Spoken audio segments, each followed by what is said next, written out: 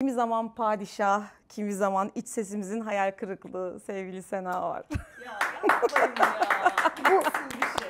Ben YouTube'u denedim. Baktım buranın dedikasyonu çok daha başka, çok daha zor. Şimdi senin bir sahne adın var tabii ki. Korkuyorum ben. Aa neden? Senden çok korkuyorum. Benden saçmalama ne yapıyorum? Mahvedecek sorular gelecek. Asla öyle bir şey yok ya. Of çok güzel bir soru ya, tebrik ederim.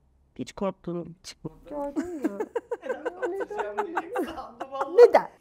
Bir kasıntılığım hiç olmadı bu zamana kadar. Hatta çoğu insan eleştirmişti. Her hafta sonu Cuma günü okuldan çıkıyorum. Feribota İdo'ya doğru giderken dinliyorum otobüste. Yani her şey o kadar net ki hafızamda. Ve İdo'ya geldiğim an vapur kapısı açılana kadar ki o bekleme alanı bütün müzik hayatımı şekillenmiş. O kadar eminim ki. Ya kardeşim ben neden yaptığımı biliyorum yani hani ne bileyim bana yani kariyerime daha iyi olabilecek bazı hamleler yapabilirim evet. Belki o daha iyidir ama ben onun için yapılan hamleleri görüyorum ve uyuz oluyorum açıkçası yani.